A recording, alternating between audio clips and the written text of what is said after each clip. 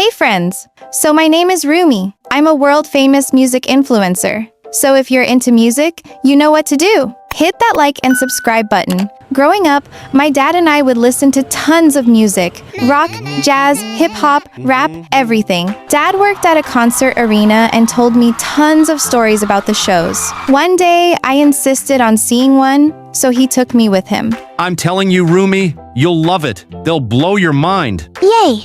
I'm so excited! I watched the entire concert from my dad's tiny office window and was mesmerized by the sound and energy of the crowd. After that, it became routine for Dad to sneak me into his office every other weekend to watch the shows. In 9th grade, I decided I wanted to share my passion for music with the world and dreamed of being a music influencer. So I created an Instagram account and started posting reviews and videos from the concerts I went to.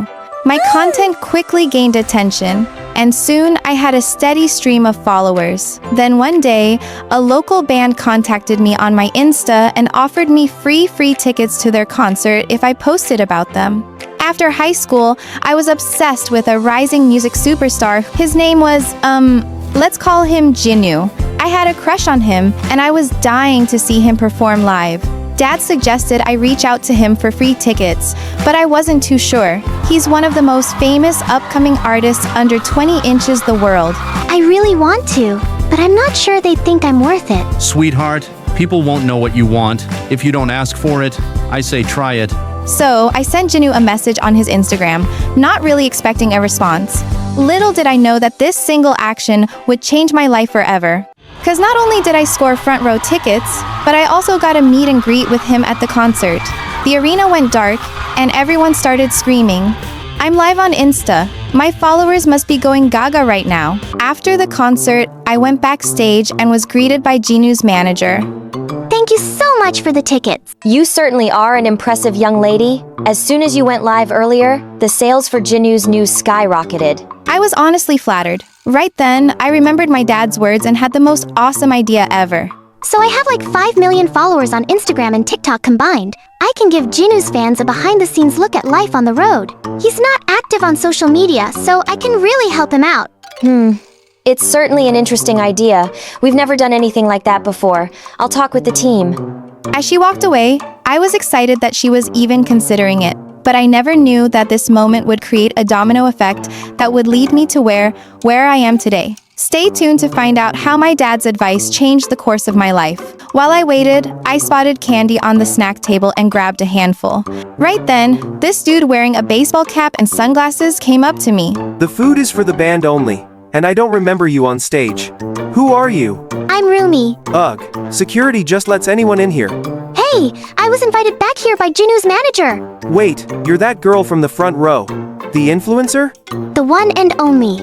Well, I hope you got the numbers you were desperate for. Hope Jinu got the numbers he was desperate for.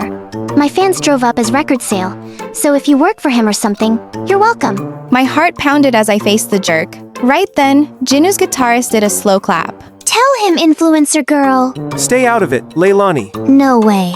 I gotta shout out anyone who can. Take on Jinu, massive ego, and win. What? He was Jinu. Oh my god. I didn't recognize him with the glasses and baseball cap.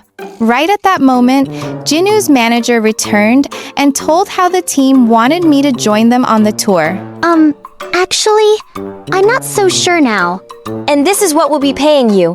When I saw the contract, I had to take it. I could use the money to buy tickets to a music festival, fly first class, get a whole new wardrobe, buy a car. No way. She's not on my tour. Yes, Wei. You need to engage your fans, and she'll help you do that. See you tomorrow. Saying that she walked away, at home, I begged my parents to let me go. And once I promised to call every day, they agreed.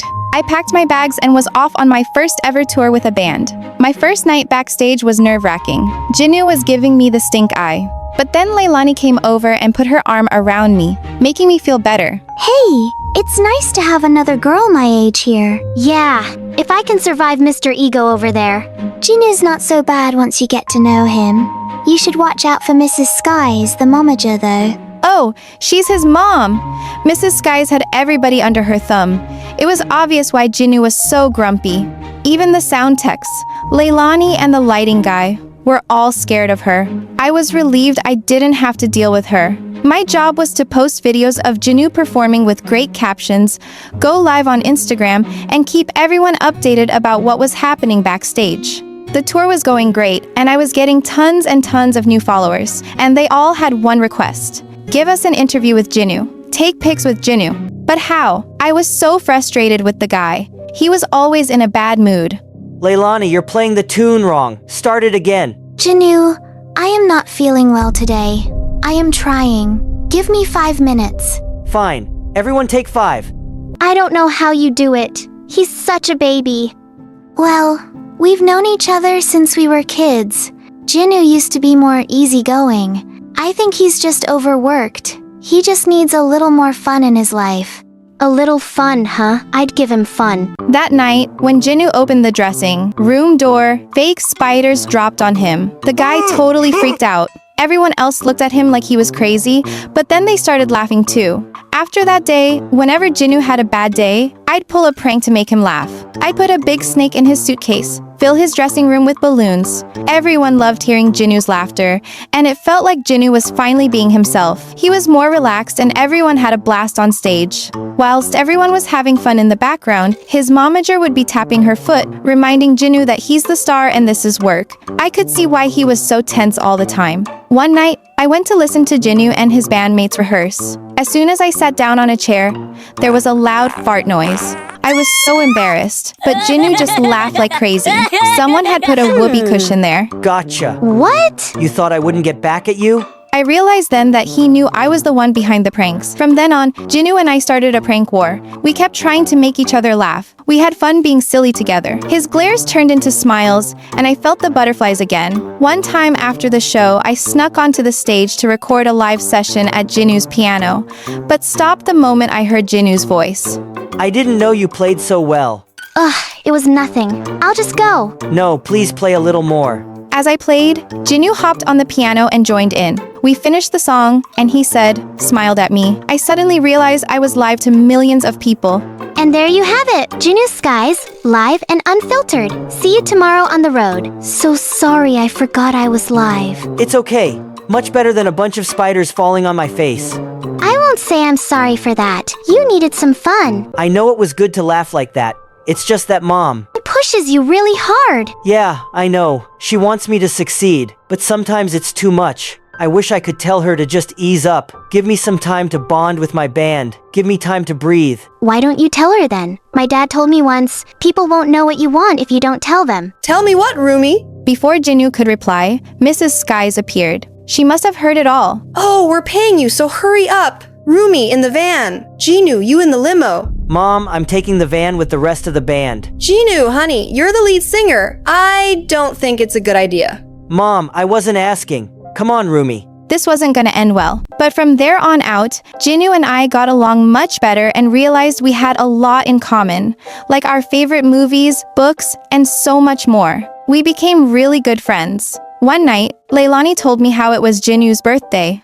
But with all the concerts and touring, even he had forgotten about it. We decided to do something special. So we invited Barry to join us for a night of pizza, cake. Wow, thanks a lot. I totally forgot. But we remembered.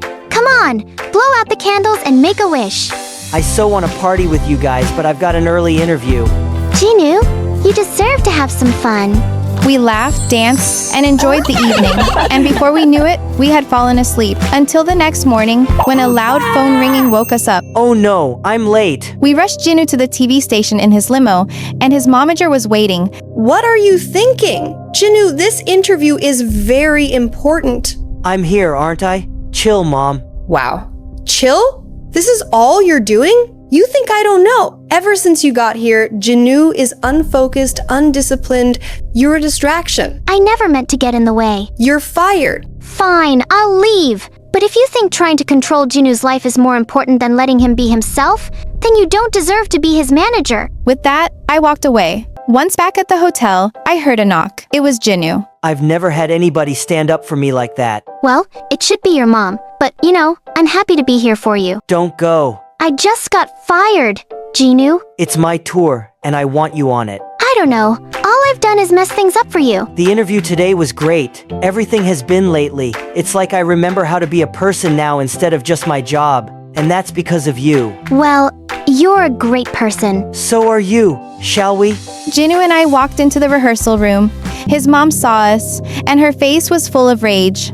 What are you still doing here? I just fired you. You can't do that. Excuse me? Mom, enough is enough. You keep trying to tell everyone how to do their jobs, and it's not okay. Rumi's work has been great press for us, and I want her to stay. So I'm done. You're fired. It's my tour, so I'm in charge. I appreciate everything you've done for me, but it's time to go. How could you cut me out of your life like this? Jinu!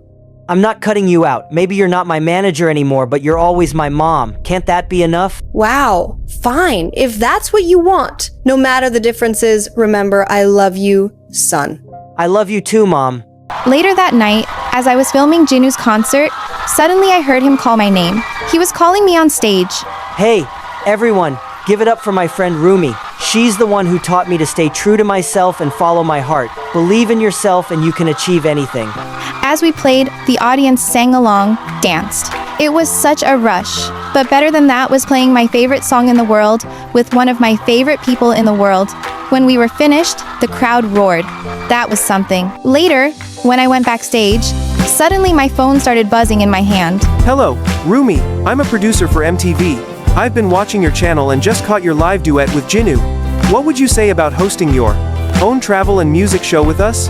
Today, I'm not just a music influencer, but a top name on MTV. And I am glad I followed my dad's advice to follow my dreams. And you should too. Rumi, just sing, come on. Don't wanna let you go, baby. 빗속에 너와 it's overrated. 감정이 있어 널 닮은 사람 아무리 찾아도 I can buy you, yeah, only you 너는 거야. 널 한번 붙잡아봐 one more last time. 바람이 불어와 모두 버리기야. 아까운 추억들 기억해봐. 영원히 기다려줄게, baby. Right then, something rustled in the bushes. Jinu jumped up in a flash and shielded me. What was that? Some wild animal? Ah, could be. Hey, if we get out of here alive, promise me you'll be a singer or songwriter. Your voice is amazing. Before whatever was hiding in the bushes could leap out, Jinu grabbed my hand and yanked me away. Okay, let's rewind a second. Hi, I'm Rumi. I used to live a life everyone low-key envied. My dad basically owned the stock market. My mom was a supermodel. I was 17, and my biggest worry was what to buy on my Paris shopping trips every weekend. I stepped onto our family's private jet, looking around for my personal bodyguard. Hi, miss. I'm Jinu, your new bodyguard. New? Where's my usual ex-marine? 6-foot wall of muscle with a scary face. Ah, whatever. Don't slow me down, rookie. Jinu looked barely older than me, kinda skinny and boyish. But hey, don't judge a book by its cover, right? I was checking out Louis Vuitton new collection when the plane suddenly dropped like a roller coaster straight out of Het. Miss, I think something's wrong. The next thing I heard was the pilot screaming about engine failure. And then I saw them jumping out the hatch with parachutes. Jump out with parachutes? Wait, what about us? I stared at Jinu while he clumsily strapped on a parachute. The next thing I knew, we were airborne. But my so-called bodyguard passed out mid-air. Gosh, I should have trusted my gut when I saw that scrawny frame. We slammed into some tray. Everything went black. My designer dress was ripped to shreds, and I was filthy and bruised all over. Jinu was dangling upside down from a branch like a cartoon character. Funny, but my only hope now was him. All our bodyguards were supposed to be ex-military survival pros. Look, my parents will find me soon, but we can't just sit here. What's your plan? Jinu just blinked at me like a confused puppy. I snapped, Please don't freak out. I kinda borrowed my brother's resume to apply for this job. You what? You faked your way into my security team. Are you out of your mind? I thought it'd be kinda cool. I screamed at him with every ounce of rage I had, then stomped off toward the beach. Wait, Rumi, please, I'm sorry. Watch your mouth. It's Ms. Rumi to you. Stay away from me, you fake guard. There might be snakes. Good. Maybe one will bite you into becoming a real man. Thank goodness for my hundreds of Mr. Beast survival videos. I gathered parachute scraps and broken branches to build a shelter. Jinu helped. And by helped, I mean he flailed like he was on fire, dragged me into the chaos, and we ended up belly flopping into the ocean to escape the wild bees. He giggled as he plucked a starfish off my head. At least the guy could cook. Grilled mushrooms, wild greens steamed in coconut shells. Honestly, not bad. I used to be a line cook at the Grand Orem. Oh, my family stays at that 5-star all the time, so you're fake and fancy. Still firing you though. I was still mad, but low-key impressed. Even stranded, Jinu's goofy grin never left. By nightfall, no rescue choppers showed up. We wandered through the trees till we reached a huge lake. Fresh water, you found it. I barely heard him. I was mesmerized by thousands of fireflies lighting up the sky. So before I got this job, I heard some stuff about you. Wanna hear? Try me. They said you were so spoiled you couldn't do anything yourself. People only respect you 'cause your dad's loaded. I just stood there. What was I supposed to say? Those rumors weren't wrong. But after watching you build a shelter, start a fire. Nah, none of that's true. You don't think I'm useless? I think you're kinda badass, Miss Rumi. Drop the miss. You're fired anyway. And thanks for the compliment. How should I pay you back? We need a morale boost. Sing something for me, Rumi. I hesitated, then started to sing. The fireflies seemed to glow brighter. It was kinda magical, right up until we heard something moving in the bushes behind us. Jinu stepped in front of me, but out of the bushes didn't come a beast. It was a guy, Tarzan. Hey, I'm not dangerous. Promise. Name's Riley Shipwreck. Long story. Being stuck here for months. Alone. So, you two showing up. Best thing that's happened to me in forever. He flashed this easy smile that made me drop my guard. Just like that, he actually seems more trustworthy than you, fake guard. I shot Jinu a smug look as Riley led us to his place, a wide cave lit up by moonlight. He handed us dried fruit and talked our ears off. I kinda liked him. He felt honest. We spent the night there, way comfier than our sad little parachute tent. Jinu didn't trust him though. He barely said a word. You sleep, I'll keep watch. Next morning, I woke up to Riley doing pull-ups on a tree branch like this was some tropical gym resort. Rise and shine. Lots to do if we want to get off this rock. So we got to it. I lined up driftwood letters on the beach spelling SOS, hoping a rescue chopper would spot them. Jinu and Riley went hunting for big bow branches for a raft. By lunchtime, Riley came back with 3 fat fish and Jinu cooked them up like a pro. Yeah, let him cook. Feels like a 5-star lunch right now. Always an honor to serve. That's one tiny sweet thing. Jinu always gave me the best bites first. Dude, you're spoiling her. She's a lady, probably never had a hard day in her life. I'd heard sweet talk before, but stuck in survival mode, it actually hit different.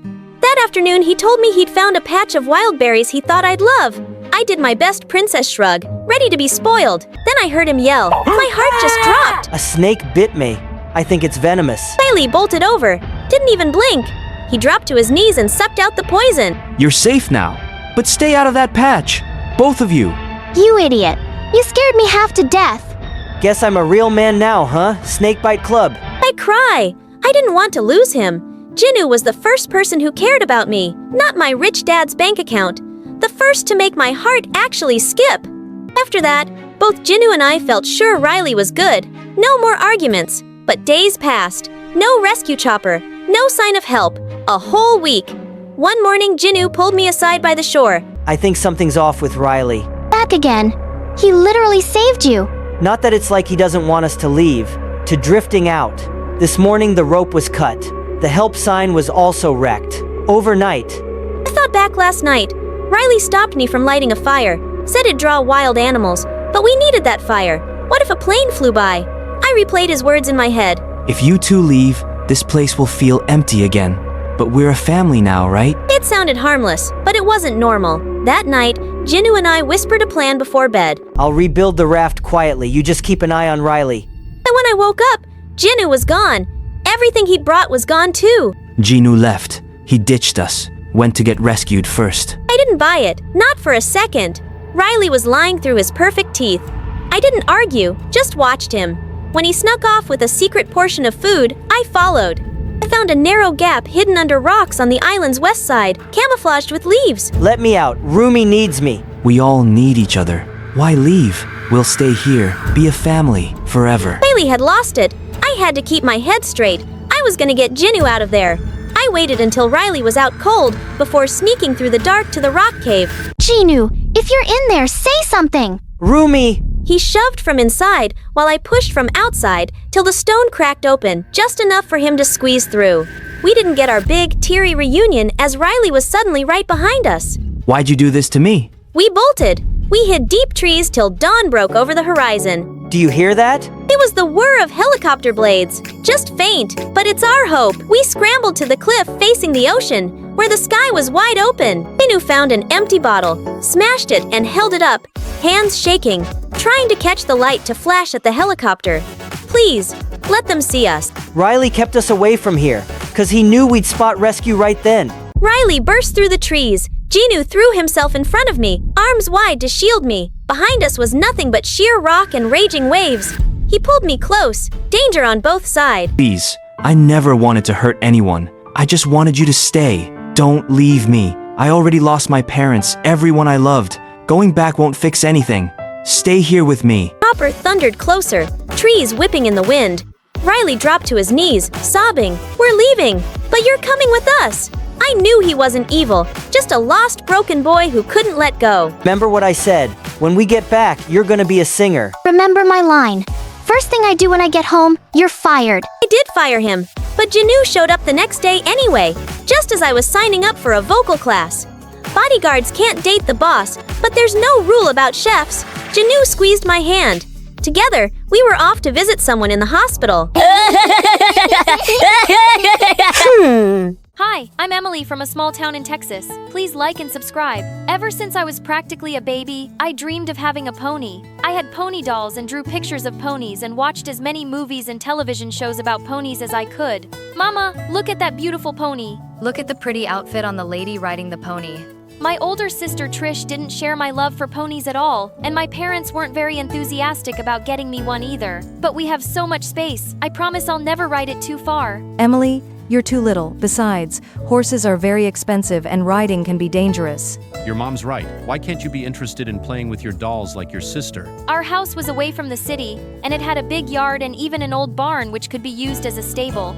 It was the perfect place to keep a pony, but they just wouldn't let me. Even though I was a couple of years younger than my sister, our birthdays were on the same day of the year. It was so irritating because I wanted to have a birthday of my own, but it always felt more like her birthday instead of mine, I guess because she'd been around longer. Happy birthday, Trish. Oh, and you too, Emily.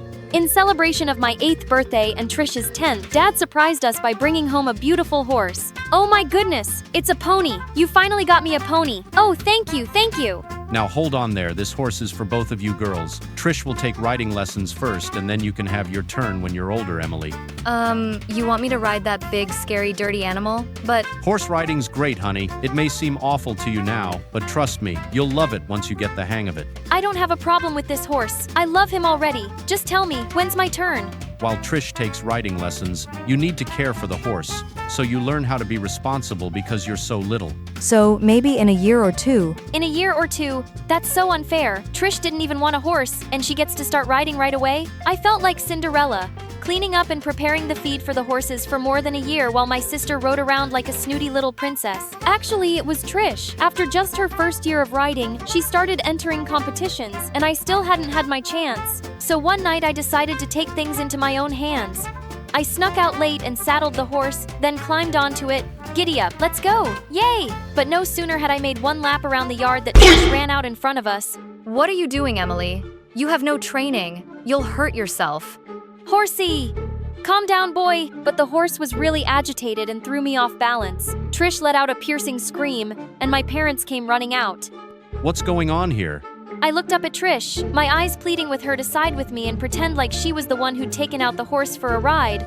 But of course she did not. Are you crazy? You shouldn't have been riding without taking lessons first. It's dangerous. You were out here riding, Emily? You could have been badly hurt. How could you sneak out like that behind our backs?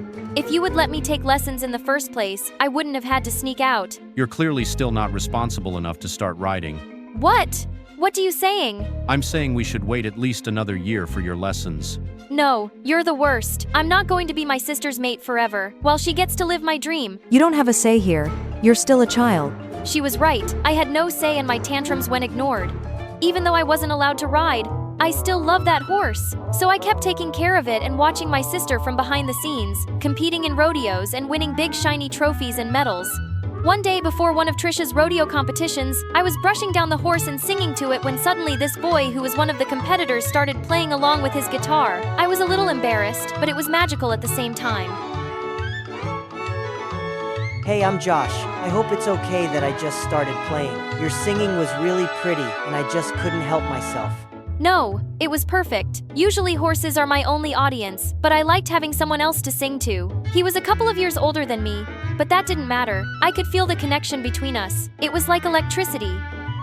If you want, I can teach you to play guitar.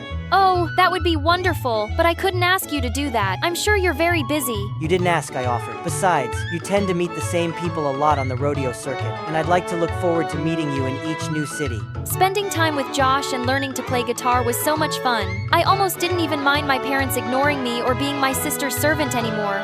Well, I did, but not as much. When I was 15, we went to a huge rodeo in Nashville. I'd never seen such big, beautiful stages and sparkly costumes in my life, but it all turned out to be a bit overwhelming for Trisha's horse. While she was doing a reversed routine during the opening ceremony, the bright lights flashed right in the horse's eyes and blinded it, and the loud voices over the stadium speakers frightened it even more. It started to panic and act up. Watching from the sidelines, I suddenly had an idea. I grabbed a mic and rushed out onto the arena. Emily, get back. It's too dangerous. What are you doing, Emily? You'll spook the horse more and get Trish hurt. I started singing a country song I'd written myself, and the whole audience went silent with breathless anticipation. The horse almost immediately started calming down at my voice as if he was entranced by it, and when the song ended, the audience erupted into cheers and applause. I was requested to sing another song, and everyone loved it. After the rodeo was over, a man in a suit approached me. Hi, Emily. I'm a big record executive here in Nashville, and I think you could be the biggest country music star ever. Wow, really?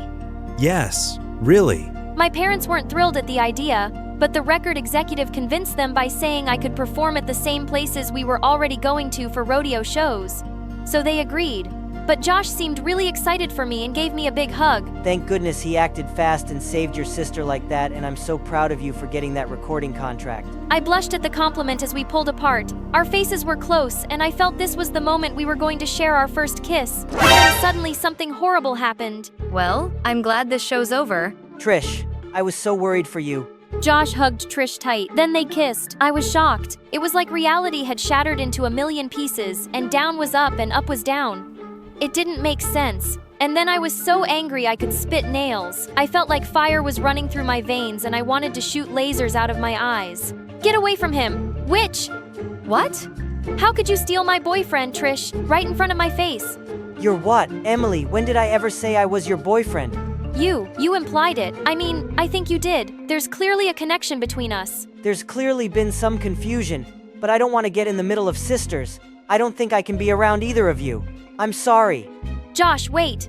I hope you can both work things out. Goodbye. As Josh left, I turned furiously to Trish. Haven't you stolen enough from me already? Did you have to take him too? She just gaped at me like a fish, like I was the one who'd done something wrong. I cried all that night, and I refused to talk to Trish for months. Fortunately, singing and writing songs kept me so busy that I didn't have time to keep dwelling on how Trish had betrayed me, and I poured most of my anger and hurt into my lyrics. I recorded my first album, and when it was released, it debuted at the top of the charts. I was famous overnight. My face was all over billboards, and people were always stopping me in public to get my autograph. I even started a vlog on social media and instantly got millions of followers. By the time I was 16, I was world famous and had more money than my parents ever had, so I decided to move out on my own.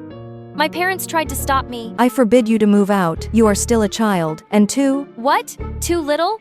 You've been telling me that my entire life and it's never been true. I am not too little. I've achieved big things and have even bigger dreams. I have my own money now and I'm going to live my own life exactly the way I want. As long as you are still legally a minor, you're living under our roof, under our rules. That's what he thought. By that time, I had my own agent manager Anne's legal team. They helped me get legally emancipated. I bought my own house, and I finally had a beautiful horse for myself. I paid for my own lessons and even rode the horse during some of my live concerts. Months later, my latest concert tour brought me back to my hometown. After performing on opening night, I walked out of the venue's back entrance to find a girl crying in the alley. It was Trish. Trish, what are you doing here? Emily, I wasn't expecting to run into you. Strange, because if you didn't want to run into me, you shouldn't have come to my concert. And why are you crying? Not that I care, I'm just curious. I came because I wanted to see you perform, but seeing you on the stage and living out your dreams just made me a bit sad. Mom and Dad are making me go out on the rodeo circuit again. What an ungrateful diva. She'd gotten everything she wanted plus everything I wanted. So why are you complaining? I had to go find another dream because you took mine away and now you're crying about it. Emily, I never wanted to ride a horse in the first place. How do you not remember that? I wanted to play with makeup and design dresses. Mom and Dad made me take lessons so I could be a good example for you. I'm sure all of their attention and winning those awards didn't hurt. My medals and trophies mean nothing to me, and her parents were suffocating me with attention. I couldn't get a second myself. I wished I could just hang out in the stables like you for just one day. You wished you were like me. Oh, I see. Maybe that explains why you tried to steal Josh from me. I didn't even know he was your boyfriend. I don't think he knew that either. Are you sure you didn't just misread some signs? I don't know, maybe I did. It was beginning to dawn on me that I'd been kind of self-absorbed and jumped to conclusions too fast. And maybe my sister wasn't that horrible. She just didn't have the strength to fight for her dreams like I did. Trish, I'm sorry I judged you so harshly, but you really can't spend the rest of your life doing something you don't love. You need to stand up to Mom and Dad and I'll come with you. My parents were shocked to see me, and even more surprised when I told them Trish wouldn't be competing in rodeos anymore. That's not your decision, Emily. You're right, it's not. It's Trish's decision, and you're not being good parents by keeping your kids away from their dreams. You already drove one daughter away. Do you want to drive Trish out of your lives too by being so bullheaded? For the first time in my life, my parents were speechless and were actually listening to what I had to say. We thought we were doing the best for both of you. You were always on the smaller side, and I was terrified to let you go for something risky like horse riding. And Trish was so good at it, we thought she'd be more successful than she would be. A fashion. I can see that we were wrong and we're sorry. It's okay, Dad. Love and understanding within a family are the keys to healing all wounds. Don't compare or impose, because everyone has their own path to shine. Hi, I'm Milo from Sweden. Please like and subscribe. When I was 4 years old, all I wanted was a huge family. Dad, why don't I have a mom? All my friends have moms, brothers, sisters. How dare you say that to me? Am I not enough for you? Just go away. My dad was always like this, angry and irritated. He never got along with anyone, and he got fired from every single job he took. We were so poor that he pushed me to school in the stolen shopping cart. No way we could afford a car. When I was in the 10th grade, Dad came home with a crazy surprise. A baby sister from one of his girlfriends. I was over the moon. He didn't even bother naming her, so I did it. I'll call you Annie. Isn't it a cute name, Dad? He didn't care. He was too worried about how we were going to have enough money to raise a baby. Since he couldn't hold the job, he had to borrow money from a local billionaire. Only problem, my dad took the money and ran. He just left me and Annie alone. The billionaire was furious when I told him we couldn't pay him back. I gave him thousands of dollars. I'll have to call the police, and you two will be sent to foster homes. No way that they'll separate me from my sister. Please don't call the police. I can pay you back. I can work for you.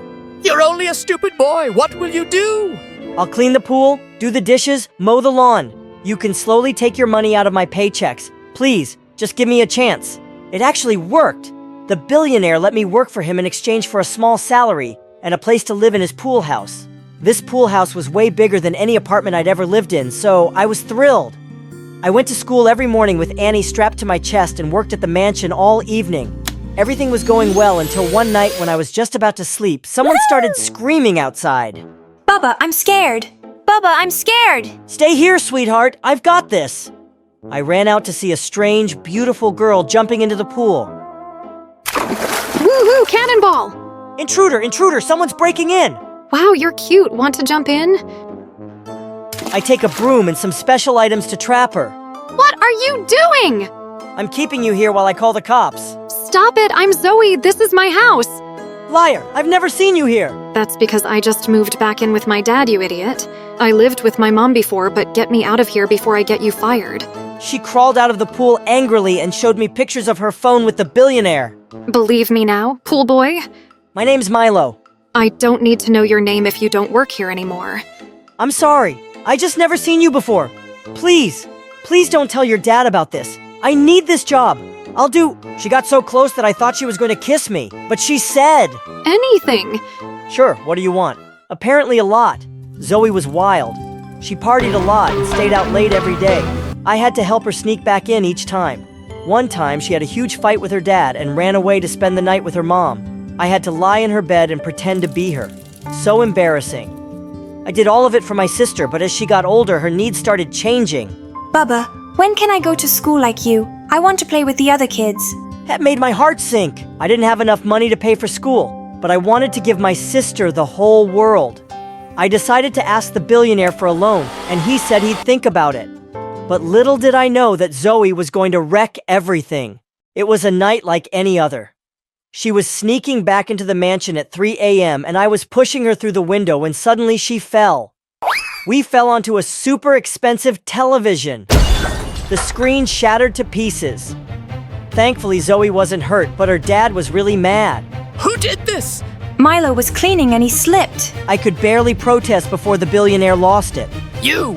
Do you have any idea how much this costs? There's no way I'm giving you a loan now. What? Wait, what loan? Please, sir, that money is for my sister. She can't go to school without it. No way! Figure it out yourself. I was so mad. I just stormed out of there, locked myself in the pool house. Minutes later, it was a knock on the door. It was Zoe. What are you doing here? Won't you be satisfied till you ruined my whole life? I didn't know about your sister or all these problems. Why should I tell you you're just some rich girl who decided to make my life miserable? Please just leave me alone. I slammed the door shut and stormed back in.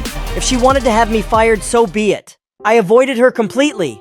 I just went to school and did my work like I used to. I applied for a few extra jobs to do over the weekend. I had to send Annie to school. Somehow, it all changed when Zoe showed up at the pool house one night. Please don't shut the door. I'm sorry I acted like such a jerk. I brought you something. She handed me a whole stack of money. It's my pocket money. Dad tries to buy my love with cash. That should be enough for your sister's school. I was numb with shock. I can't keep this! You better, pool boy. I saved up all month for you. No, take it back. You can't make me. She just turned and ran. Use the money. Thank me later. This girl was crazy. With her help, I was able to afford a decent preschool for Annie. I didn't have to get a second job, so I had free time to study. I even tried out for the school swim team, and I was so shocked to see I was the fastest kid there. I got in right away. Things at home were the easiest they've ever been. Zoe didn't ask me to help her when she was sneaking in anymore. She even babysat Annie while I was busy. One time I came home to see Annie and Zoe wearing matching dresses. Zoe had shopped for her. I don't get it. Why are you being so nice to us? I'm making up for being a jerk. You don't need to spend so much money. You're already forgiven. Hey, I like Annie. She's super cute and funny. I'm not just doing it for you. Still, I have to give you something in return. Okay, then go out on a date with me. What? You're sweet, caring, and kind of adorable. I like you. What do you think of me? I was shocked. How could an heiress want to date someone like me? Before I could say a word, I heard a shout behind us. What did you just say, Zoe? It was her dad. Did you just tell the pool boy you like him? His name is Milo. Who cares? You're not dating some poor beggar. Wait, is this why you've been asking me for extra pocket money? Have you been spending it on these two? He turned purple with rage and marched into the pool house. He started throwing all my things around. Where's all the cash? Where did you hide it? Give it back to me. Stop it! I grabbed him and tried to pull him back and he shoved me away. Your sister is wearing a new dress. Did you get Zoe to buy that for you? You pathetic thief! He stormed towards my sister and I lost it. I tackled him and threw him into the pool. How dare you charge at my sister? I'm gonna kick your butt! Just then, Annie started crying loudly, and in an instant, all my anger suddenly melted away. I grabbed her and marched into my house to pack all my things. I couldn't live with this monster anymore. I'm quitting! Don't you dare quit! You still owe me money. Then call the police. I don't care, I'm leaving! Yeah, clean your own pool. Took Annie and got the heck out of there. I called up my swimming coach and explained my situation to him. Thankfully, he and his wife let us live with them for a while. I tried to focus on getting a new job, but I couldn't stop thinking about Zoe. I called her many times since that day, but she never picked up. I had no idea how much trouble she was in. Annie missed her all the time too. I thought I'd never see her again until the date of a very important swimming match. All the schools were competing, and our biggest donors were coming to watch. I was so focused on the match that I didn't see all the missed calls on my phone from Annie's school. I swam my heart out and won first place. After the award ceremony, I checked my phone and nearly had a stroke. Annie was sick. Her school had gone crazy calling me to take her home. I literally flew out of there and dashed off to her school, ready for the worst. But I found her playing games in the grass. Bubba, look who I called. Zoe was behind her giving me the cheekiest grin. I couldn't believe it. Don't worry, Annie's fine. She just ate some bad food. I threw up on my teacher. Hee hee hee. I gave Annie a tight hug and she gasped. Bubba, you won gold. That doesn't matter. How do you feel now? I feel perfect because Bubba wins. Yay. I knew you're the best. I turned around to thank Zoe but saw her leaving. I grabbed her arm and pulled her back. No way you're leaving just like that. We haven't spoken in months. What's going on with you? Zoe revealed how her dad had become super strict since the incident. He never let her go out anymore and she could only sneak away when he was busy at work. And he was setting her up with some rich boy to marry him. That's crazy, we're just kids! He thinks I need to be kept under control. I wish I could leave, but he has full custody. Then you should take him to court again. You need to stand up to him if you want to be with your mom. Fight for it! She knew I was right. She convinced her mom to call their lawyer, but she was scared of moving her stuff out of the house. I decided to help her and went to her mansion together. Her father had a total fit when he saw us. He tried to stop Zoe from packing, but I stood in between them like a wall. Move, or I will punch you. Why don't you try, old man? I'll knock you out right now. I'm calling the police. I have full custody and Zoe cannot leave without my permission. Fine, do it. Mom's already talking to her lawyer and she's going to fight for me and she will win after I tell the court everything you put me through. Just back off. She pushed him away and we all stormed out. Her father kept screaming behind us, but we didn't care. When I finally got her to her mom's house, and Zoe was literally jumping with joy. We could finally live our lives the way we wanted, and Zoe's dad tried to wreck that many times. He kept calling us for days till we had to block him. Then he filed a police complaint against me saying I robbed him and kidnapped Zoe. I was in jail for 2 whole days while the police investigated the matter. This was so crazy. They just believed his lies until Zoe showed up. She told the cops the whole truth. She wasn't kidnapped, he didn't steal, and her father was a lying jerk. They had no choice but to let me go. I wanted to make a graceful exit, but Annie turned to the billionaire and said, She wants that! I was screaming from happiness outside. Thank you so much, you saved my butt. She was so cool, wasn't she, Bubba? Coolest! Suddenly Zoe threw her arms around me. Into my shock, she kissed me right on the lips. I was so shocked. That was so cute! Kiss again! Shut up, Annie! Kiss! Kiss! Kiss! Sorry, I couldn't help it. I was so worried about you, and I'm sorry about this whole mess, and... I leaned in and kissed her. It was a quick peck on the lips, but she turned red. You kissed me. I'll do it again. I pulled her to me and gave her another kiss. It was perfect. Hi, my name is Pomni, from Norway, and I never thought anyone noticed me. Not until I met the sleeping boy. But I'm getting ahead of myself. Let's start at the beginning, like and subscribe. You won't regret it. Growing up, the only person who ever noticed me was my big sister, Ragatha. My mom traveled for work so much that I even called Ragatha Mom. When I was too little to understand what was going on, my sister would take me to school, where I would sit in silence and never say a word to anyone until she picked me up again.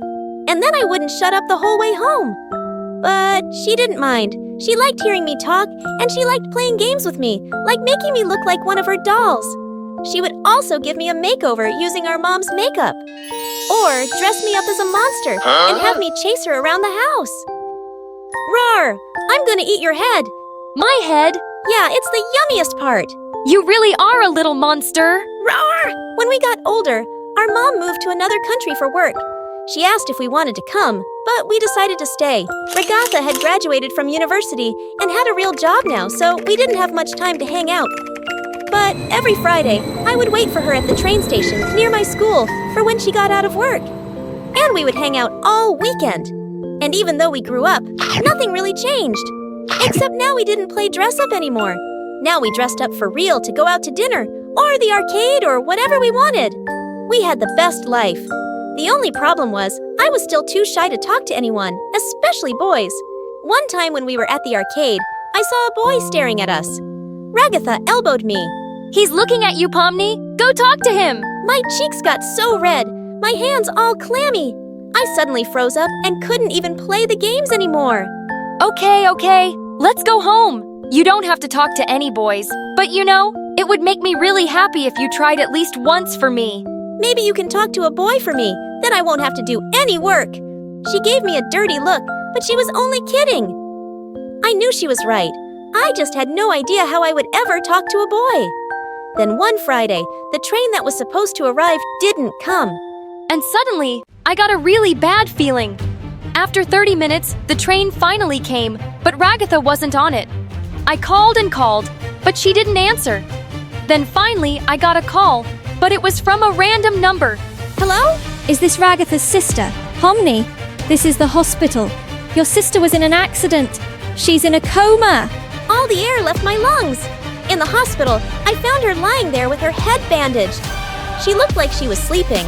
They didn't know how, but she fell onto the tracks and hit her head. The doctor said it was impossible to know when she would wake up. From that day on, I started visiting her every day. I usually read to her, but one day I forgot my book, so I just talked. And when I left, I ran into the nurse in the hallway. If you have time, maybe you can talk to him too. He's in a coma, like your sister. I think he was part of the accident she was involved with. He was? I think so, but we don't know who he is. He didn't have any ID when he was brought in. He had no one to visit him. I felt so sad. I imagined my sister being here all alone, with no one to talk to her all day. Before I knew it, I was in his room. He looked a couple of years older than me. I sat down beside his bed, and without even realizing it, I was just talking to him, just like I talked to Ragatha. 30 minutes later, I was finally out of things to talk about. That's when I realized something. You know, you're the only boy I've ever talked to. You're a really good listener. I started bringing 2 books to the hospital every day after that. One for my sister, and one for the boy with no name. Something strange happened after I was reading to him for a few days. Every night when I went home, I would think about him and even dream that we met and talked and fell in love. I realized it was ridiculous to fall in love with someone I didn't even know. And the next day, when I read to him, I tried to push the thoughts away. But for some reason, I just couldn't help but think maybe it was love at first sight. That night, I decided to leave the book I had been reading to him in the hospital closet so I wouldn't forget it. But when I opened it, I saw there was a leather sketchbook inside. I opened it and saw that it was drawings of people at the train station. Every page was a different person. I flipped until I found my sister. I couldn't believe it. I realized then that the nurse was right. They must have been in the same accident. And it gave me a great idea. Maybe if I could find out what happened, I could find out who he was. I went to the train station from his drawings. It was the same one Ragatha used to come and see me after work on Fridays. I saw a woman waiting for the train. Excuse me, do you know about an accident that happened here a few weeks ago? Yes, I was here. A young woman fell from the platform as the train was coming and she hit her head. She would have died. But then the boy jumped down and picked her up. But as he pulled her away, the side of the train hit his back and he fell too. Whoa! The boy I had been reading to all this time had saved my sister's life. Maybe I wasn't so ridiculous for having feelings for him. Maybe it was destiny. Then the woman pointed to an elderly lady. That older woman. I think it's the boy's grandmother. She's been coming here every day waiting for him. We tell her he's in the hospital, but she doesn't remember. I was so sad to see her waiting there for him. I wanted to tell her what happened. Excuse me, ma'am. Are you waiting for your grandson? Yes, he's never late. I don't know what happened, but I decided if she couldn't remember anything, maybe it wasn't a good idea to tell her something so terrible, like he's in a coma and might never wake up. But I couldn't leave her there like that, waiting for him. She had a cane and looked very weak. I'm sure he'll come home soon. Can I help you get home? I walked with her as she told me stories about how kind and wonderful her grandson was. His name is Oscar. He's always drawing. He takes care of me. With every word she spoke about him, I was falling more and more in love. But then I realized, oh no! Without him, she had no one to take care of her. After I walked her home, I went to the market and bought a bunch of food and took it to her house, where we both cooked while she told me more stories about him. I always tell him he needs to meet a girl and have a life of his own. But he says he doesn't have time for girls. He says it's because of his work, but I know it's because he takes care of me every day. But there is one girl he likes a lot. He always draws her. See? She pointed to a stack of drawings. I looked through them all. They were all of Ragatha waiting at the train station. I couldn't believe it. He was in love with her. My heart broke into a million pieces. The love I felt for him, it was all for nothing. And what was worse, if they both woke up, they would probably end up together, and I would have to watch. Still, I couldn't let his grandmother be alone, with no one to take care of her. So every day I would take the train and find her there waiting for him. And every day we would cook while she told me stories about how wonderful he was. I had to smile, but I wanted to cry. And every night after visiting her, that's exactly what I did. I cried on the train ride home, on the walk, and in my bed. And every day I would get up, go to the hospital, read to my sister, and then read to him. And then one day, I stopped reading and just talked. You know, Oscar, you're still the only boy I've ever talked to. And to be honest, the only boy I've ever loved. When you wake up, everything will be different. I'll miss spending time with you, but I hope we can at least be friends.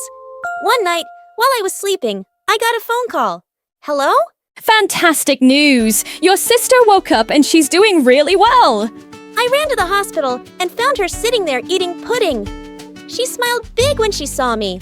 I hugged her so tight, she begged me to let go. Before we left, I asked the nurse, "Can I come back to see him again?" I'm sorry, but we don't allow anyone up here except family. I wasn't supposed to let you visit him at all, but I felt so bad. Oh, I see. Can I say goodbye? She nodded, and I went to Oscar's room. When you wake up, I'll make sure you and my sister meet again. Oh, and don't worry. I'll take care of your grandmother until then. Goodbye, sleeping boy. I asked if Ragatha remembered anything, but she didn't. I heard a boy saved your life when you fell? Really? I would love to meet him one day. I'm sure you will. Fate has a way of making things happen. After that, Ragatha was still too hurt to work, so she just lived with me. But I kept seeing Oscar's grandmother every day to make sure she ate and was doing okay. One day, I knocked on his grandmother's door, and when it opened, it wasn't her on the other side. It was Oscar. I am. Hello! Are you looking for my grandmother? Yes. She told me someone was taking care of her while I was sick, but she couldn't remember your name. Thank you. Then he gave me a big hug, and all the thoughts I was trying to push away about being in love with him came back. He invited me inside, and we all had dinner. And this time, he had done all the cooking, and it was still delicious. While we sat and ate, I realized all the stories his grandmother had told about him were true. He was kind, sweet, funny. Then he asked me to wait while he put her to bed. After, he asked if we could talk outside. I said yes, but to my surprise, instead of going out the door, he went to a ladder that led up to the attic. Wait, why up there? This is where I go to draw when my grandmother goes to bed, and tonight there will be fireworks. He went up, and I followed him, even though I hated heights.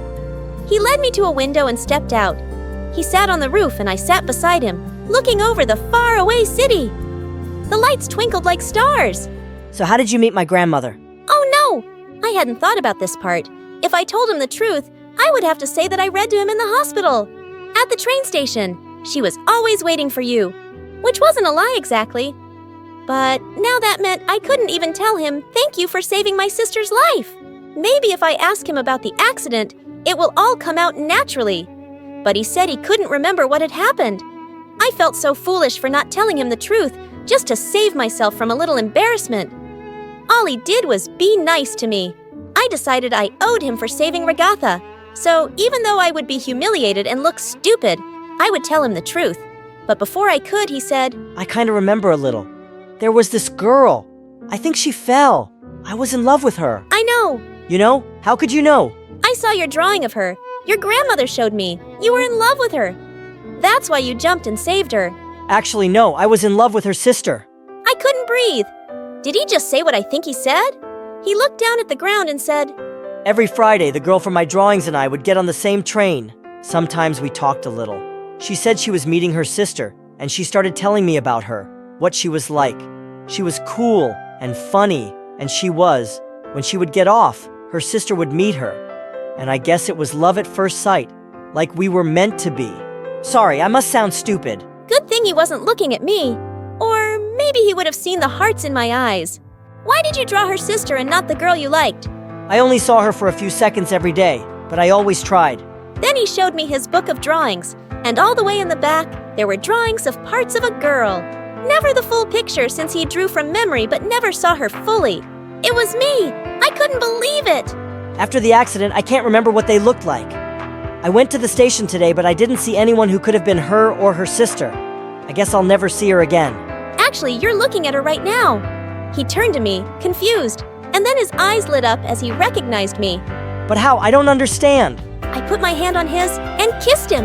Just then, the sky exploded with fireworks. I pulled away and looked into his eyes. It's a little complicated. Let's just say I took care of you.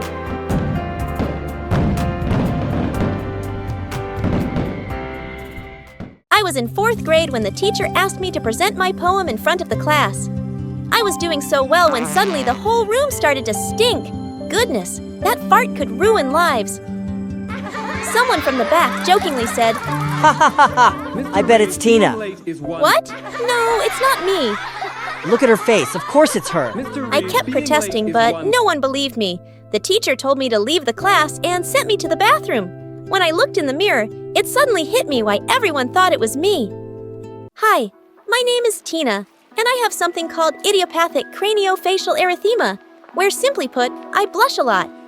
It might sound cute, but I turn crazy red whenever I feel anything. Whether I'm embarrassed, guilty, stressed, angry. Just name an emotion, and I'm a tomato. Please like and subscribe before I tell you how this condition changed my life forever. It was never easy to have everyone know what I was feeling, but it got even worse when Dad started working as a janitor at a posh private high school, and I got enrolled for free. But Dad, I don't think I'll fit in. They're all probably billionaires, and they'll just turn up their noses at me when they find out you work there. I don't want you to tell anyone that I'm your dad, okay? I don't want anything to be harder for you. And you're just as smart and deserving as any kid out there. So don't let anyone make you feel otherwise. But as expected, school was a nightmare. On my first day, the school queen, Diane, and her gang immediately noticed me. Their eyes were scanning me up and down, and it was really freaking me out. You're pretty, but do you own a private island? Oh, is that a requirement here? Not really, but everyone here is rich. So I'm just checking which richness level you belong to. I felt so annoyed. I turned as red as her lipstick, but they thought I was just embarrassed. Aw, you're blushing. Don't worry, I'm the only one who has a private island. But at least tell me you have a private jet. One of her minions butted in. I don't think she does, Diane. Look at that cheap secondhand bag from Walmart. Diane looked horrified. Yes, of course, I do. Who doesn't have a jet these days? I came in the limo because the jet has gone for maintenance. Just then, I saw my dad mopping the floor nearby. And even though he was poker-faced, I'm pretty sure he'd heard me. Boring. But since you're pretty, you can join our gorgeous gang. We'll make your school experience beautiful like me. Suddenly, someone whispered. Good luck. I turned around and instantly started blushing. Oh my, he was the cutest guy I'd ever seen. Hi, I'm Brian. He greeted me and I could feel my face turning red. Ew! Why are you so red? You look like a stupid tomato. Forget about the gorgeous gang. I don't want a freak with us. She's probably simping hard on Brian. Well, Brian is only available for me, right, babe? Come on, Diane. How many times do I have to tell you that we're not together? Yeah, I hear you, babe. I was so relieved to hear that Brian didn't like Diane, but I was sure it was becoming way too obvious to him that I was crushing hard. So I excused myself and ran away. I knew I'd have to avoid him, but that wasn't easy when we had all our classes together. During chemistry, he sat down next to me. Just then, the teacher started demonstrating sugar dehydration and asked us why sugars turned into black toothpaste after sulfuric acid is added. Everyone looked at her like she'd spoken Chinese. But I knew the answer. Because the sulfuric acid removes water from the sugar, releasing heat, steam, and sulfur oxide fumes. It also smells like caramel. Everyone looked uber impressed. Just then, Brian scooted closer to me and whispered, I didn't know your brain is as pretty as your face. Immediately, I turned horribly red. What's wrong with you? Is that thing infectious? I could see the girls snickering. What a total jerk. My blushing disease wasn't the only thing that was ruining things at school. It wasn't long before Diane realized I'd never worn anything that screamed $1 million. One day in the canteen, she suddenly came up to me and knocked my lunch tray off the table. I've been watching you go to school every day and you're just walking. I instantly turned red, totally furious. Before I could attack her, Dad was suddenly by my side. That's an awful thing to do to a new student, Miss. Diane looked like she was about to explode. Excuse you. Who are you, her dad? Just do your job, you stupid janitor. And that's to clean up our mess. Here's some more for you. And with that, Diane suddenly kicked the cart and spilled all the chemicals and trash onto the floor. Do your work properly, or I'll tell my parents they can easily get you kicked out of here. That's not how you should treat janitors, Diane. They work really hard to make sure the school is nice and clean for us. In fact, you shouldn't be allowed to speak like this to anyone. Avenue. So am I supposed to cry and hug him for giving me his lame opinion? No, but you're supposed to treat hardworking people with respect. Imagine how you'd feel if someone treated you that way. And why do I need to imagine that? I'm pretty rich. I'm never going to be a janitor. I'm going to be sitting in a nice big office one day, running Daddy's business. The principal, Miss Sheldon, suddenly arrived and asked what was going on. Diane immediately transformed into an angel. Oh, nothing. The janitor just spilled his stuff and I was helping him. She's lying. She kicked his things on purpose and was being horrible to him. I was sure Miss Sheldon was going to tell her off, but she just looked uncomfortable and told everyone to go to their classes. I was so angry that she didn't stand up for Dad just because Diane's rich parents gave a lot of donations to the school. That night, Dad surprised me with a beautiful birthday cake. Yeah, happy birthday, sweetheart. I'd completely forgotten I was turning 17 today. Thank you, Dad. I'm really sorry about how horrible Diane was to you. I wish I could just punch her in the face. Even the principal didn't do anything. I'm sure she didn't have a choice, honey. She can't afford to make someone like Diane's parents angry. But that's so unfair. Well, I'm sure when you're rich one day, you'll treat people around you much better. Now don't worry about it anymore and open your gifts. I was shocked to see some branded bags, shoes, and clothes. How did you afford these? I had some money saved up. This will hopefully get those girls off your back for a while. I hugged him and promised myself that someday I was going to spoil him and make him proud. But a few months later, my world turned upside down when he suffered from a heart attack and fell into a coma. I didn't know what to do, and how was I going to pay the hospital bills? When I told the principal, I broke down into tears, and she comforted me. You don't have to worry about anything, Tina. I'll talk to the school board and we'll still keep you in school free of charge. That's really kind of you, but I have another favor to ask. Please hire me in Dad's place. I really need a salary. Tina, I'm not sure you want to work here. Maybe I could lend you some money. Thank you, Miss Sheldon, but I'd rather work for it. Please? She was hesitant, but eventually agreed to hire me, and she was generous enough to double Dad's salary. When Diane saw me in my uniform for the first time, she cackled with delight. I knew it. You're the janitor's daughter. It's a shame to have a poor freak like you here in my school. The only thing that's a shame is that there are people like you in the world. Now please get out of my way. In between classes, I'd mop the floor and clean everyone's trash, and whenever I did, Diane would be there to mock me. One time, she peeled a banana and threw the peel right at my face. Oops, sorry. I mistook your face for a trash can. One day, we were in the middle of an exam, and she excused herself to go to the bathroom. When she came back, she complained that the toilet was clogged and I needed to go fix it.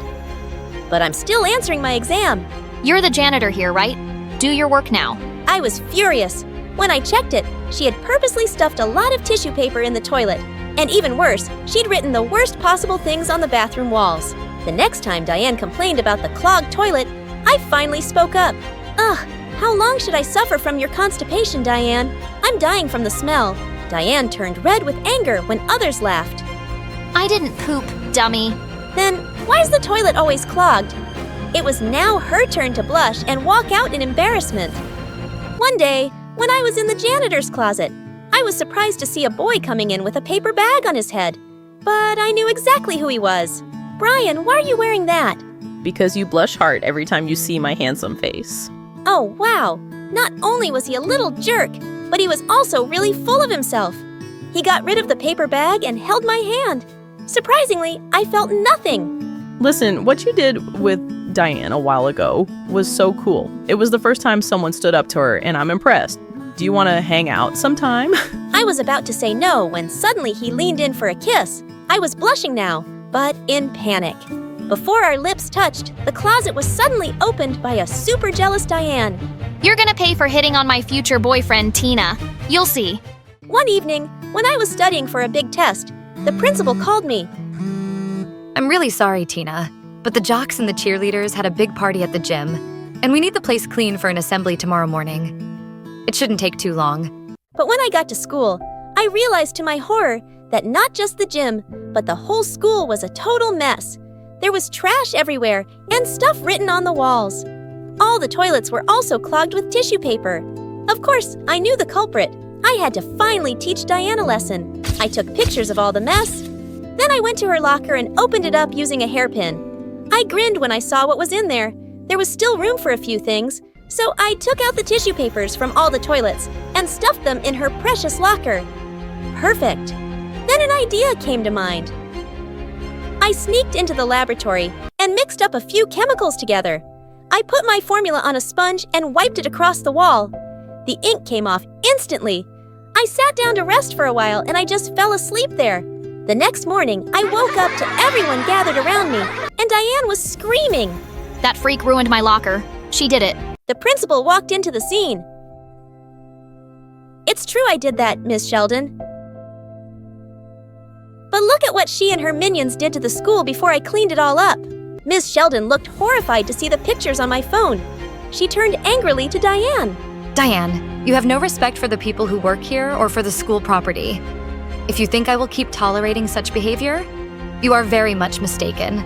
Ms. Sheldon, you know who my parents are, right? Yes, I do. And I will be calling them right now. I'm going to talk to the school board about having you expelled. Everyone around us erupted into cheers as Miss Sheldon and a very furious Diane walked into her office. She had been bullying everyone way too long. Long story short, Diane was expelled, and even her minions were suspended. I was about to graduate high school in a few months, and I kept thinking about the formula that I tried in the school lab. I continued testing it at home, and after a few weeks, I felt I'd really perfected it.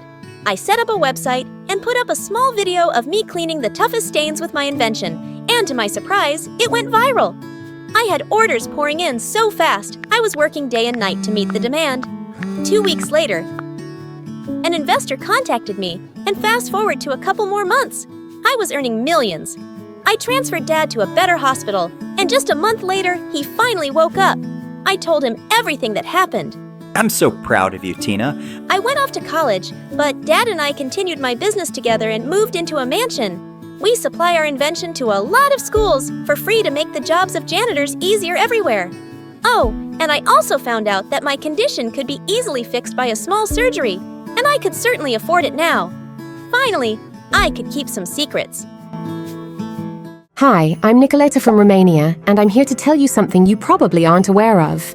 Each one of you has the power to change people, even the jerk ones. But before I continue, please like and subscribe. People in my little town thought that I was the cutest girl with red hair, and they completely doted on me. Everyone would notice me wherever I went and would start talking and laughing with me. Yes, I enjoyed it, but honestly, sometimes it got overwhelming. One day when I was 3, I was at my neighbor's place, and her son put a paper crown on my head and offered me a horseback ride. All hail Nicoleta, the Queen of Romania. Just then, his jealous little demon sister came running out of nowhere and pushed me off his back. No, she's ugly. Then she squirted glue in my hair. I pushed her and was about to attack her when my mum took me away. All evening, my parents cried and I tried to comfort them. It's okay, Mom, Dad. It will grow back prettier than before, I promise. Eventually, they just had to cut my hair. And it did grow back all lovely and thick in a few months. When I was 4, Mum started taking me to a small farm 2 hours away from our house, just to have my hair washed with goat's milk. That was insane. But being around sheep and goats was fun. I refused to let them wash my hair unless I milk the goat myself. It took me 4 hours though, but I did what I enjoyed. Dad's favourite thing was to spend every evening brushing out my shiny curls as we sat around the fireplace. But I only agreed if he read me stories. One day, Dad sent my picture for a modelling job and I got accepted. I told my parents that I was only 5 and I had a childhood I wanted to enjoy. They promised the job wouldn't affect anything and it would make them proud and happy. So I agreed, and just like that, I started modelling for the following years. By the time I was in 9th grade, I was a pretty popular hair model for all sorts of shampoos and hair products. But I never enjoyed having makeup slapped on my face and posing in front of a camera. One day, I was determined to tell my parents that I was done. But then Dad got off the phone with my agent, saying that there was an audition for the role of the Little Mermaid. Mom, Dad, I'm just done with all this. Please just let me live the life I want, not the one you want. With that, I stormed off to my room. And no, I didn't go to that audition. Months later, Dad said I got an acting job offer in LA. I knew there was no use protesting, but I thought to myself that the States is the land of freedom, and the moment I would arrive there, I would be more free. And just like that, we'd flown across the world and settled in LA. It was really different from anything back home, but all I was thinking about was school. I wanted to do well so I could study law in college. As I walked down the hallway on my first day of school, suddenly someone came rushing straight at me on skateboard. The only thing I could register was the most beautiful pair of blue eyes before we both rolled onto the floor. For a minute, we gazed into each other's eyes as my heart beat furiously. Someone slammed a locker door somewhere, and we both snapped into reality. He jumped to his feet and I held out my hand. Oh, sorry, He smiled and took my hand to help me up. Yeah, I'm sorry too for not pushing you harder, ketchup head. And with that, he let go and I fell back on my butt. He just smirked and skated away. I stared at him in disbelief. What an A-class jerk. I really hoped I wouldn't have anything more to do with him, but to my horror, it turned out that he was in my class. I just knew he was going to make my life miserable. The teacher asked me to introduce myself and I stepped in front of the class. Hello, everyone. My name is Nicoleta, and I'm from... Before I could even finish, the boy burst out laughing. What planet are you from? Do all the aliens there have hair like Elmo's fur? And does everyone talk like they're stupid? Jack, that's no way to talk to a girl. That's no way to talk to anyone. I've never met anyone as what do you call it? Handsome, breathtaking, dreamy. As rude? As rude as you. And don't make fun of my accent. I'm proud of where I come from. Wow, now your face is as red as your hair. Do all ketchup heads get this angry? Only if they meet stupid people like you. Someone from the back called out. Geez, get a room, guys. What room? I'm new here. Can someone guide me? Oh yeah, I will. Everyone started laughing as he got up. I didn't really understand what was so funny, but the teacher was banging on the table to make everyone quiet. Jack, that's enough. You'll be staying back for detention today. Tell me something new. The teacher glared at him, but decided to ignore him for the rest of the lesson. Later at lunch, I found out from all the girls that Jack was the bratty son of some rich businessman, and he was just always getting into trouble. But even the principal doesn't really say anything because his parents are big donors. I'd be a bit worried if I was you. You seem to be his next target. I'm not scared of some stupid jerk boy. Just then, Jack walked over to my table with a blonde girl and said, Here, a new friend. She speaks like a robot, but not like a ketchup head. Maybe more like a mustard head. Listen, I have to be honest here. You guys do have a beautiful accent. See, I can be nice. How about a kiss? I felt my temper flaring up again and rose from the bench to punch his face. But before I could attack him, he turned around to leave, and I decided to let it go. The next day, I walked into the classroom for the chemistry lesson to find no one was there. It turned out that it had been shifted to the lab, and I was 15 minutes late by the time I finally found it. Ah, Nicoleta, you must be the new student. We're doing the experiment in pairs, and the only person left is Jack. I couldn't believe I was stuck with him. Things were going smoothly enough for a while, and when Jack handed me a beaker, our fingers touched for a second, and I could swear I felt sparks. I sneaked a glance at him to see that he was also looking at me. Is there something you want to say? Suddenly he came a little closer and my stomach did a few backflips. Was he going to kiss me? I was just wondering, why do you breathe like a dragon? I can hear your nose whistling. Ugh. Well, I can hear your face talking. So I guess we are even. And with that, I stormed off to the teacher with my lab results. I was just done experimenting with this boy. For the next 2 years of high school, he kept being a jerk to me. He would call me names all the time or pull stupid pranks. I knew he was just trying to get a reaction out of me. And the best way to deal with bullies like him was to pretend he didn't exist. One day, when I was in the library, holding my head over a really puzzling math question, someone suddenly pulled my notebook away. What are you crying over? Tomato Queen? Your sappy diary. Dear diary, Jack is so mean to me. Give me back my notebook. I don't have time for your nonsense.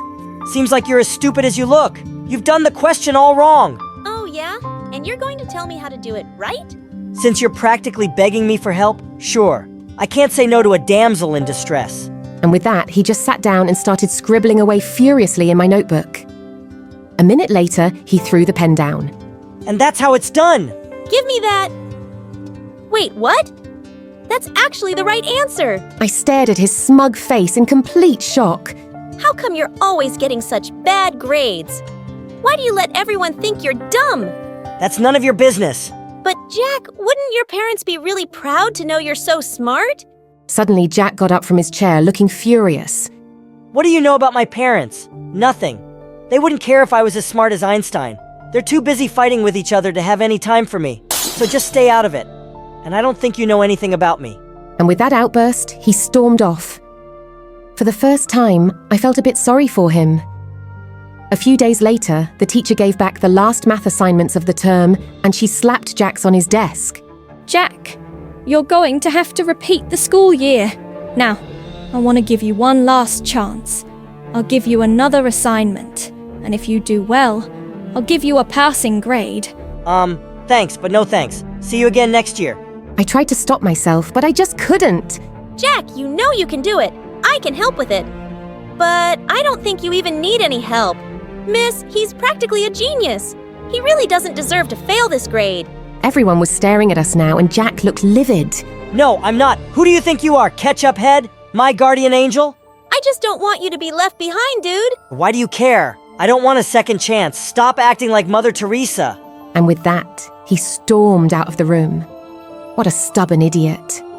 When I went home that day, I had some shocking news waiting for me. Dad was really unwell and was given time off work. And to make matters worse, I found out that he'd gotten sick because our immigration status had been under threat for a few months, and he'd been trying to deal with it. If we lost the case, we'd have to go back to Romania. I felt devastated.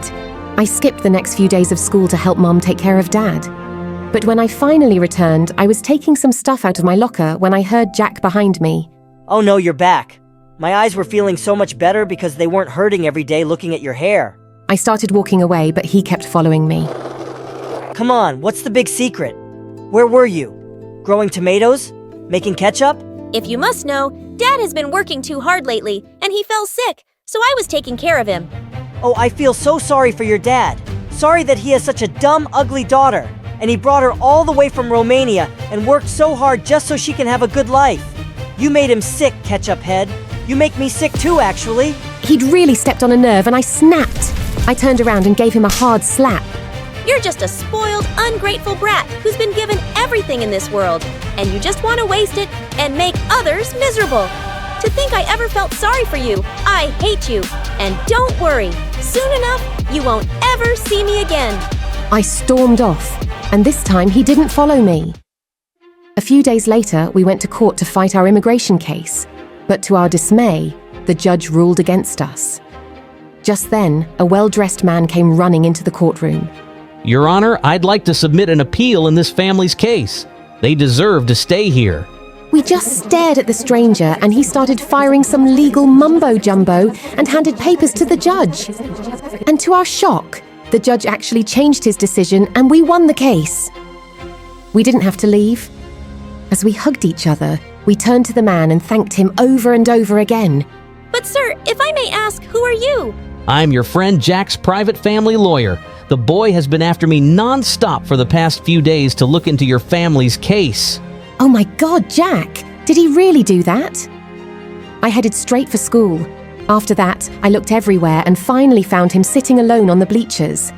He looked stunned to see me as I sat down beside him. Jack, why did you do that?